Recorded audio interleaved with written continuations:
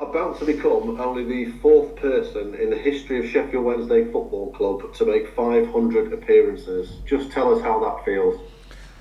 I know, just speaking to the guys then, I think it's gone mightily quick, if I'm honest, from obviously being in the academy and then my debut, and then they say time flies when you're having fun, but it's certainly flown. I think when you first come into the first team and you speak to the older players, they do tell you that, and you think, oh, I've got all the time in the world, but yeah, here we are, 499 in the bag and one more to go. And yeah, it's one of them things that I think in this day and age in football, it's becoming more and more rare. I think someone said I'm the only player since I've been born in '91 to have 500 games for any one team, so it just shows you the kind of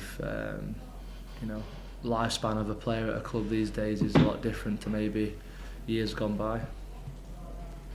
Does it make it extra special that you'll be wearing the armband and the fact that it's going to be at Hillsborough when the game comes around this week? Yeah, them two things, and hopefully a good performance to go with it, and a win to remember it by would be nice. I think just got asked to do like my top 10 moments or memories in a Wednesday shirt, and I think this being my 500th at Hillsborough, leading the team out, that'll be right up there with the best of them. Yeah. Have you got any kind of extra special plans tomorrow? Will there be extra friends and family turning up? Yeah, the club's give me space for my friends and family, so that'll be nice.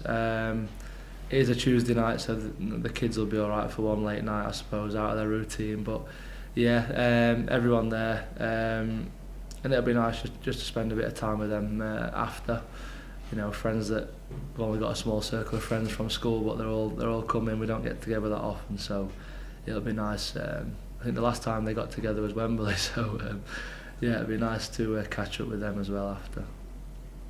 What's the family think? What do the kids think of all this?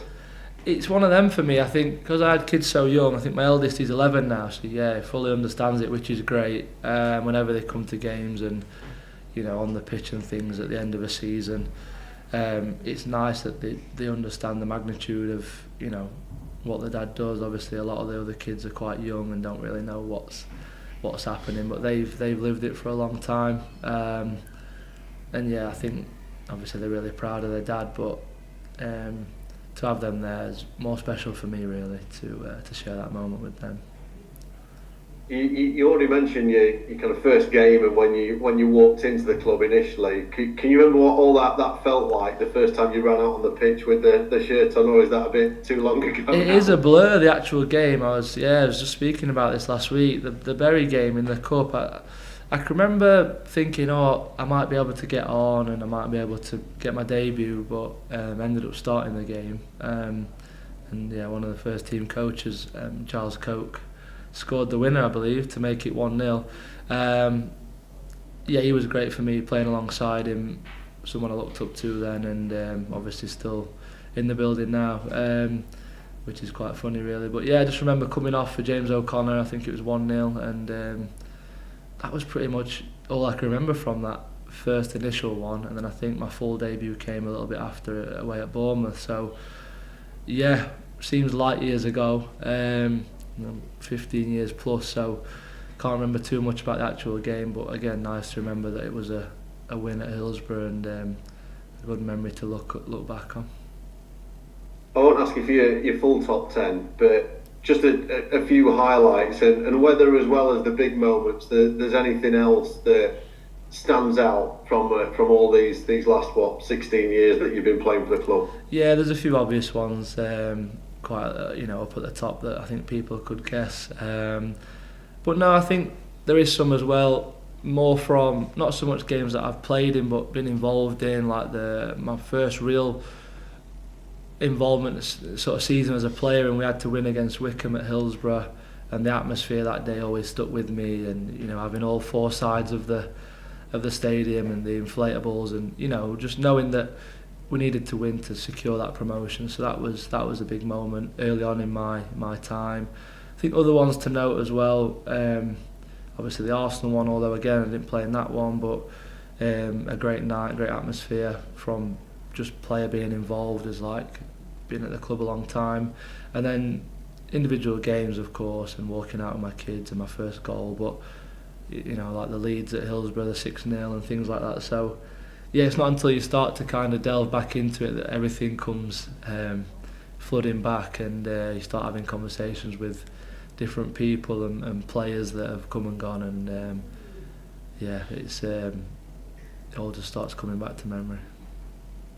Is the miracle of Hillsborough at the top of that particular tree? Yeah, I'd have to say that's number one. I think it's number one in a lot of people's books, and I think the big thing for me after that game is, even now, what are we, 3 years on nearly, probably more, I'm not sure, it's gone quite quick, is hearing people's account of their experience as well. And I've heard all sorts of different stories, people on aeroplanes and then they take off and they don't know the score, and people, their mates turning up and dragging them out of the house to Hillsborough because they didn't want to go and they weren't ready to come, and then they're glad they did, and just so many accounts that it's nice to hear people's thoughts and memories around obviously what was a really special day in the end.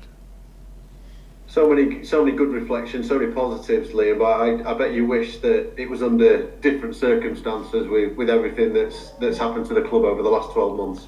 Yeah, of course, we're in a difficult period. No secret that this season's been obviously very tough for various reasons. We've had other tough times in that kind of, like you say, 15, 16 years. But like I said in my programme notes not so long ago, that I believe that we've been down in League One before.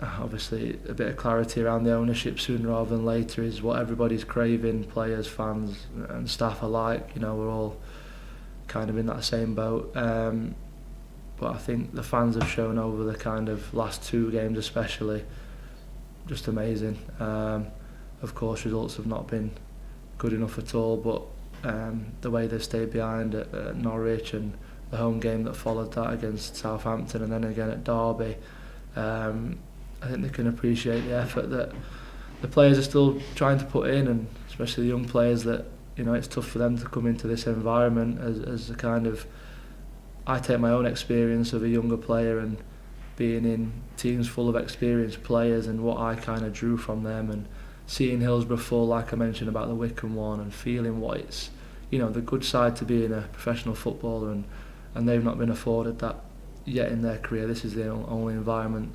they know, so it's up to players like myself and the older ones to kind of help steer them and guide them and kind of remember that it's tough for them to come into as well. And I think for the most part, they've give the best, and will continue to do so. Another 10 games, hopefully pick up, a few more results. We're all desperate to do that, and starting tomorrow would be the perfect time. Could anything have prepared you for this season? Do you feel like there was any experiences that you've been through that put you in some stead for dealing with the just extraordinary circumstances and how it's all played out? Not really. I don't know if I'm honest. I don't think anybody envisioned at the start of the season when we was at St George's kind of what was to come with obviously the ownership and managers that come and went, and obviously losing the captain and things. I don't think anybody could foresee that happening. Pull on a little bit of experience through obviously the relegation last time when we got relegated at Derby on the last day, and points deductions and not getting paid. We have had that before, but I don't think as a whole this season it's been so unprecedented that you kind of fall into a mode of just trying to control what you can as a player. To be honest, we find out a lot of things from social media. Things break that quickly that I think you guys know more than us at times, and people expect us to know a lot more than what we do.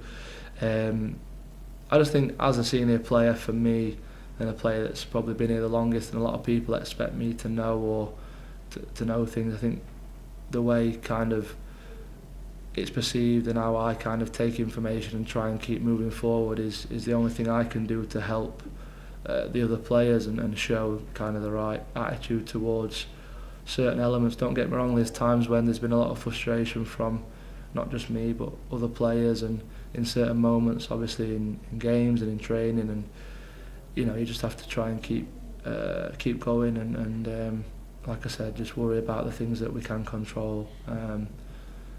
But there's no getting away from. Yeah, it's no secret. It's been a tough season.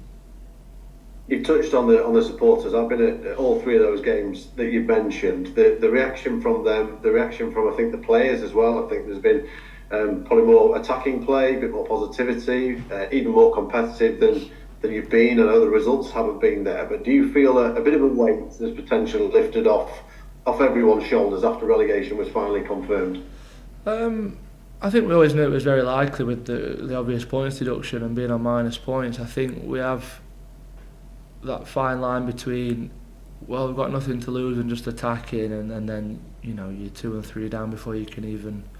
You still have to have a game plan, and you still have to look at the opposition, and we've not changed anything in the way of what we'd previously done under any other manager in terms of trying to identify team strengths and weaknesses and going from them. Of course, it's not always going to work out, especially with some of the squads that we've been afforded this year with 3 and 4 sort of senior players. We're not under no illusion to think we can go to these places and steamroll teams. We have had to have a lot of games where we've given up a lot of possession, and not through any kind of us wanting to do that. It's just the quality that we're obviously coming up against. But I do feel, especially you look at the teams that are in good form and going 2-0 down at Norwich, now we kind of managed to claw that back and finish the game competitively. And again at Southampton, and you look at the 3-1 result, and for people that never went, look and probably 3-1, I don't think that was a fair result in terms of the goals we did concede. Really disappointing, and 3 probably set pieces, although 2 were second phase set pieces. So yeah, you do kind of look at them and think we were competitive in spells, but at this level in spells is not enough. And one too many times this season we've got to that 60-minute, 65-minute mark, and ordinarily the manager would probably look to a squad or a bench, and we've not had that. So yeah, even the Derby game, I think right up until the last, you're just hoping for another chance, and you walk away with a draw. So I think for us it's kind of looking how we can start a game in the way that when we go sort of 2-0 down, that it's easy then to start trying to play a bit more and throw a bit more caution to the wind. But like I say, it is a fine line between overplaying in certain areas, and we do have to go a little bit more direct than perhaps the manager would like at times. Just how determined are you, Liam, that you can help the club get back on its feet, get back to somewhere towards where it belongs once a new owner is in place and you can start looking forward again? Yeah, I think that's the difficulty at the minute in terms of the clarity what I spoke about and people's futures. Obviously, it's not a question whether I want to stay here or not. I think for me, I've played the most games out of any player. I think I'm the oldest player, but I feel fit and well. I've obviously been there and done it in that division a few times now and managed to get promotion, so I'd like to think that any new owner comes in would like a degree of obviously someone that knows the club, but also experience in and around what probably will be a young team again next year, and a team that needs a lot of players. It's going to be a busy summer, I think we all know that as well. And yeah, like I say, I want nothing more than this club to bounce straight back and get back up to the Championship as soon as possible, and hopefully we get the right people in to help facilitate that. Final question from me, what do you think about 600? Why not? No, I think for me, I love playing for this club. I think I find myself very lucky that I've not been a player that's had to move around and uproot my family, and I love pulling on the badge. Thankful obviously to every manager that's trusted me with that, throughout the years. I think probably 15 managers now and played with over 200 players, and it's one of them things. I think football's a funny game, sport in general, where you don't really get a chance to look too far behind. Probably not until I finish playing that you can actually sit and divulge too much. I think a lot of players and a lot of sports people's brains are wired to go for the next session, the next meeting, the next game. I know it's very cliche, but I don't think you can ever look too far ahead. we've got a few of the 504 and 507 are the next on the list to try and catch, and we've got enough games to do that this season. So yeah, the focus will be on that short term, but yeah, longer term we just keep turning up, keep going, and as long as I'm asked to do so, try and help the team and help the club move forward. It's been brilliant to chat to you, Liam. You've been an incredible servant for Sheffield Wednesday. I'm sure you'll continue to serve the club with distinction. I really hope you enjoy your 500th. Good luck. Cheers, thanks Adam, top man. Cheers, thank you. Thank you. Cheers mate. Cheers. You right, Liam? How you doing, mate? Hi Joe, yeah, all good mate, you? Yeah, not bad. Good. First off, you've spoken there a little bit about your family and stuff, but you know, when you've got a record like yours, when you've been as consistent as you have with availability and all that kind of stuff, how important is that sport base for you? You know, obviously your wife and kids, but also your mum, your dad, the people around you, they must play a big role in that. Yeah, and I think I won't be here without, obviously, in the early years, mum and dad sacrificing, bringing me to training 3 times a week, washing kit, getting boots, all that side that every parent wants the best for their kid, and I'll be forever grateful to them. And again, wife and kids sacrifice a lot. I think it was quite bad in the early days, to be honest, in terms of the result affecting my mood and kind of how I went home. And if we lost, obviously, I'm a bit like, don't talk to me for a few hours, let me just calm down. But as I've got older, and yeah, it's not their fault. You know, if things are not going well at work, try and separate the two. You know, make a conscious effort to be the best dad and best husband that I can once the game's done, and get back on the drive and kind of like, right, you get to choose who you want to be. You know, when you go through these doors, and giving that energy at home is important to me. Like I just touched on there, with the kids being a bit older now and they're starting to play, and as much as I love watching them, playing, I think they love watching their dad, and they're dead proud, and they start to give me advice now. Why don't you do this? Why don't you do that? No, I think your family and friends play a big part in kind of allowing you to pursue a career that you're passionate about, but also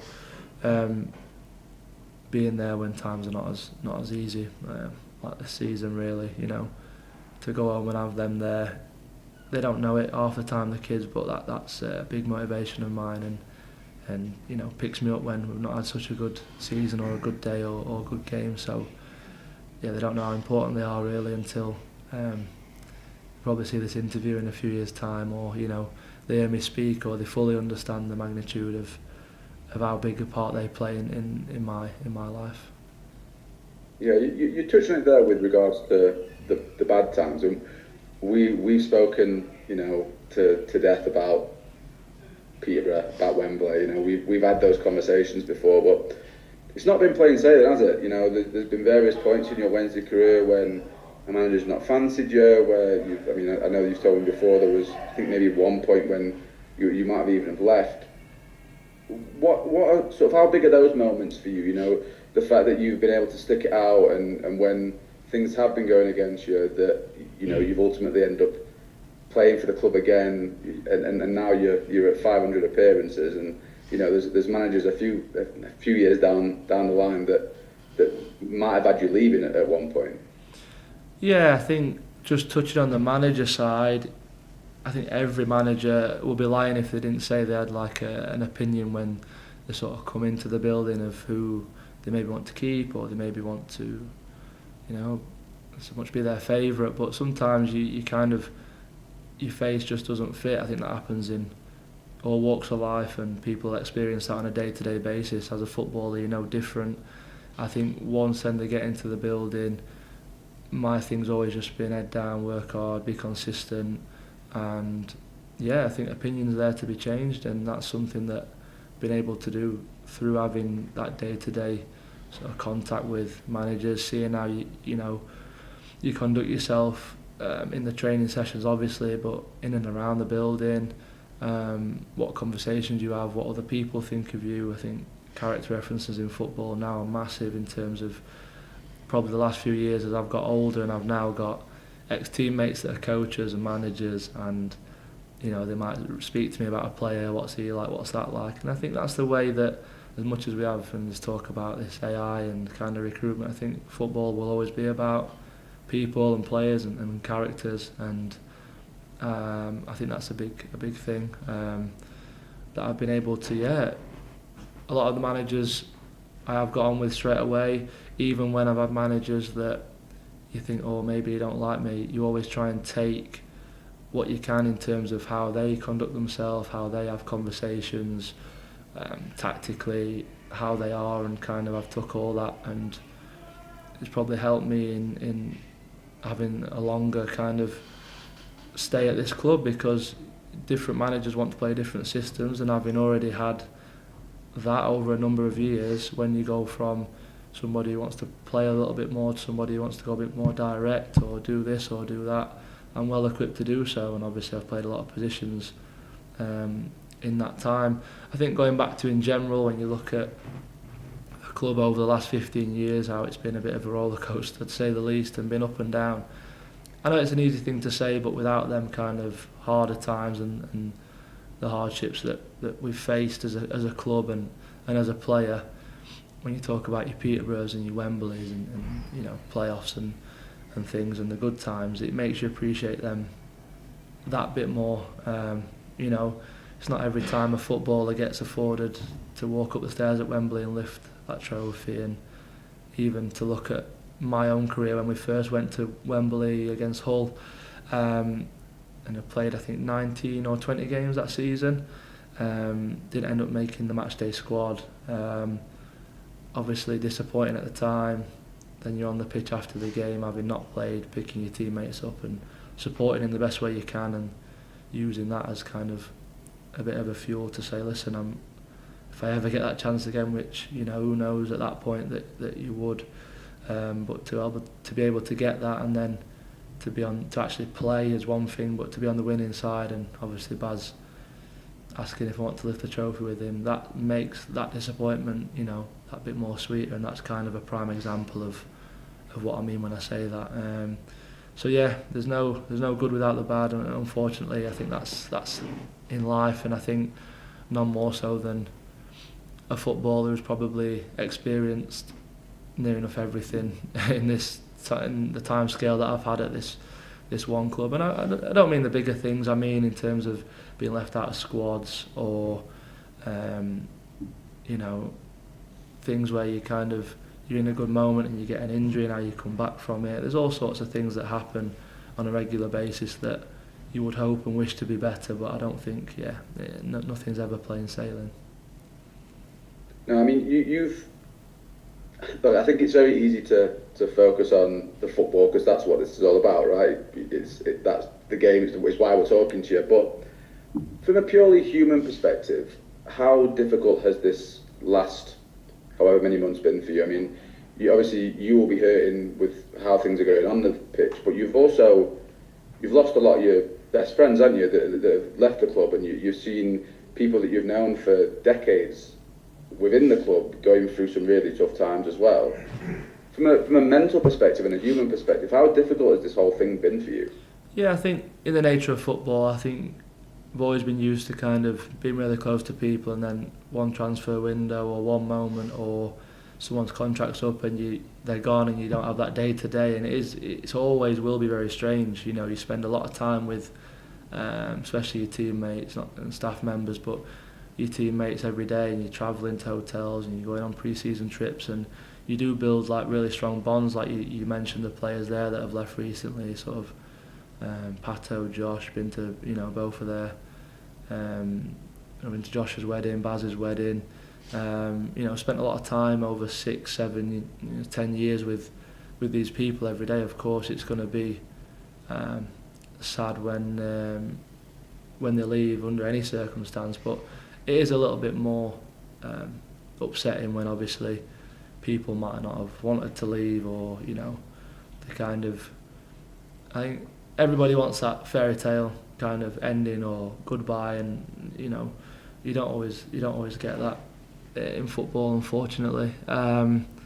So yeah, I kind of see it as I've been really lucky to be at this club for a long time and to have really good bonds with them players that I've just mentioned and teammates, and to spend that amount of time with them, still speak to them pretty much every week on WhatsApp and whatever group message we're in with ex-players, and we'll do that. I think that's just the nature of the beast, unfortunately, that players come and go.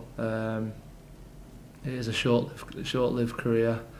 I think this season in particular, don't get me wrong, it's been really tough, and like I just said to Adam there, mentally to keep going. There's been days and times where you just think, what else? There seems to be something every week that happens, and you just got to keep going, I think. And credit to the manager, really, in terms of his kind of positive optimism on a lot of things, where a lot of other people just see it as disappointment after disappointment. It's his job, and has been his job, to kind of see the bigger picture and motivate others and his team and staff to keep going, which I think he's done a good job on. Obviously the results have not been anywhere near what we would expect for a Sheffield Wednesday team in the Championship, and I think as a player that's been here, like I say, 15 plus years, I'd love nothing more to be in a really competitive team, pushing at the top end of the table,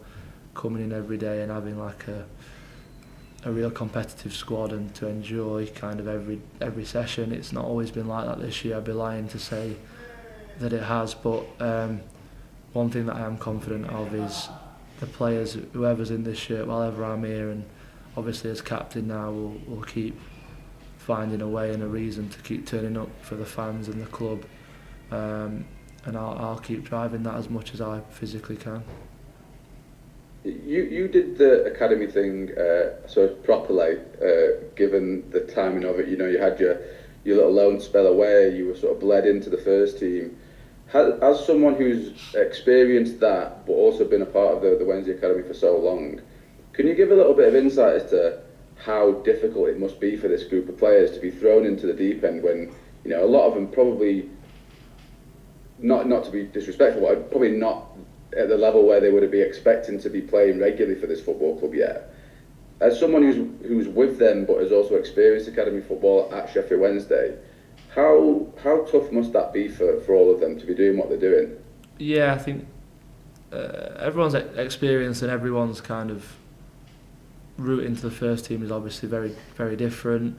Talking through my own experience, I think it probably took me a good 12 months of training with the first team every day before I felt, I can play that probably that longer, bit more ambitious pass, or I can actually go in and tackle this person, and that's just the natural progression from a kid, that you just go in, you only speak if you're spoken to. You don't want to be too kind of larger than life. You just want to go and make you try and find your way. And I was lucky at the time. We had 4 or 5 players from the academy at that time in the first team who I could kind of cotton onto, and they looked after me. Richard O'Donnell, Mark Beavers, Tommy Spur, Luke Bowden at the time, players that had recently just been on that journey. So I think they had a bit of an eye out and took me under their wing a little bit, which helped me with my own kind of integration into the first team. I think because there's been so many of them together this year, I think it's a lot more difficult. I think for me, I was just one player coming into an already established group of players that I might get 15, 20 minutes, then all of a sudden I'm coming on at half time, or I'm starting a game, and I had, like you say, I had that proper progression of what you'd expect, or what a manager would expect to give maybe the one that's broken through. When you've got 5 at times, 6, probably 7 that have all came through, and like you say, even for them probably don't feel or expect that they should be at this stage playing this much, or even training as much, or being involved as much. I'm obviously not in their shoes, but I would assume it's very difficult. It's difficult to then come in and tell probably experienced players what to do, or naturally when you're within your circle and you're within your own age group, you're a little bit more boisterous and you're a little bit more kind of, your normal self. So it's kind of, my big thing to the manager was, look, if this is the group, can we now get them in the dressing room? I need to speak to them on a day-to-day basis. We need to have a conversation outside of football, what are their interests, get to know them as people, because there was a stage in the season when we've had probably 2 or 3 players starting games and they're not even in the dressing room, they're getting changed, in a different building, and that's something that I was keen to, from my own experience, I feel like you need to be in that environment in terms of, like you say, on a personal level, getting to know them, letting them feeling a bit more at ease with us as first team seniors, and try and break down that divide, and which we've seen in recent weeks where the team has, I think, been more competitive for longer spells. And I don't know if, not saying that's something to do with it, but I don't know how anyone's expected to kind of come in, be in a crucial position, maybe a centre back or a centre midfielder, where it's a position on the pitch that's really vital, and not have a conversation during the week with any of the first team players, barring training. You might eat at a different time, and these are things that we've looked at in terms of how can we, right, we're not kind of signing 7-8 players this window. This is us. We need to come together in that way and try and help in that side of things, really. Yeah, it's a really interesting sort of situation that's going on at this point in time. And just a couple of quick fire ones before I leave it. I think there's 231 players you played with at Sheffield Wednesday, some for a few minutes, some with a little bit longer. I think something that tens of thousands of minutes with Barry, for instance. Are there any players, sort of maybe 3 or 4 players that you've played with at various points that have really stuck out for you? Not necessarily because they were the best player or the best mentality, but just like a mix of players that you've played with that really stuck out. That's a question. It's a quick fire. I always look, and a lot of obviously fans and people will have a perception of a certain player that they see on the pitch, and they see kind of, it's almost a persona or almost like a alter ego, and I think that's quite common in sort of high level sport. And you look at like Kobe Bryant, or as a Black Mamba, or someone like an artist that's like a Beyonce, that's Sasha Fierce, or someone that's different. There's a lot of players that, I take like Sam Hutchinson for example, really hard hitting midfielder, like to tackle, but like off the pitch for me is like one of my best mates at the club that obviously I've always got a lot of time for. And the way he went about things day to day was so different to like a lot of players that I think for me, he never took himself too serious. I kind of admired his way of like, he knew what was right for him and his body, and he never really swayed from what a manager wanted him to do or another player wanted him to do. And just a bit of a free spirit in terms of, the way he went about things. And people's personalities, like Kieran Lee, he'd be like the most fit person, run 12k every game, but he'd be the first one out of the dressing room and the last one in. And like just in the summer, he'd come back fit as a fiddle, never do any training. Just a really down to earth guy. So them two for me were like my go-tos over that period, in terms of just looking at them and thinking, I'm working so hard to get fit in the summer and do these things, and just how it came natural to certain people. I think other big influences for me was Jose Semedo, probably an obvious one in terms of like sort of not the most vocal as a captain, but like the respect and kind of the level that he trained to. Like he did not care if you were like the top striker worth 5 million or you were a kid training for the first time. If there were a ball to be won, talk about like trainers you play, he would just smash you and he'd fight you, and he just lived every day to like the full maximum kind of potential that he could get out of every day in the gym. Just do everything possible to like maximise his time. So there's so many different characters, so many things that you look and think, I don't know how they do that, or for various reasons.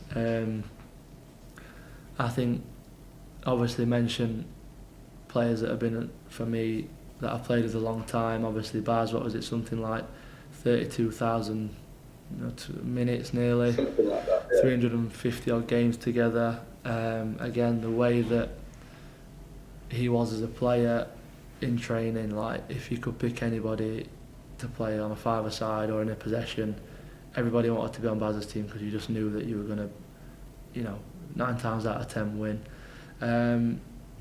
But no, I think going through that list of players, there's so many, and it's not until you read the names, stories and kind of qualities in everybody that I've kind of come across. And honestly, reading through, I've not had one player that I look and say, I really disliked him. Like for me, I try and find the good in everyone, and I think a lot of them, if I saw in the street, I would stop and not hesitate to have a conversation, and that's something that I take great pride in myself, really. And if you asked any of my teammates about me as a person, they would all, they would all say good things, hopefully. So some may not, but I think 90% would.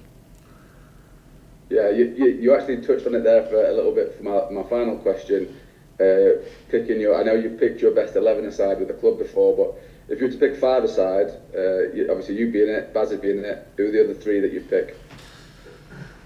Oh, 5-a-side players. So yeah, this one always gets me because I'm always looking like technical, small spaces, can play, can score, can create. I think you'd have to have a big stopper in there. I'd probably put Jose in there in the middle, just rat about and just, do his thing. I think the other one, I've had some skillful players. Probably Fernando. I know a lot of people will put him in.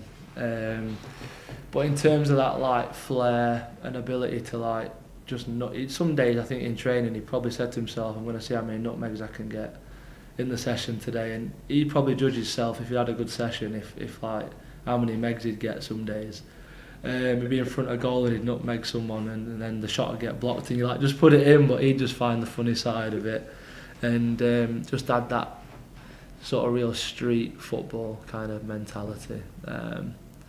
But yeah, that's probably the 2 that I'd add to that, and then obviously goalkeeper. I'd probably put Westy in, to be honest. Yeah, I don't think many people argue with that. Amazing keeper. I was with him at Baz's charity do the other day, and looking at him, he probably could still do a job. I know he's at TNS coaching now, and I think if he's honest with himself, he probably could easily play still now. But yeah, that'd be my 5-a-side off the top of my head. Not a bad team, that. Liam, thank you for everything at the football club, and thanks for the chat today. It's always a pleasure to have a chat with you. Cheers, pal. Top man. Cheers, Joe. Thank you.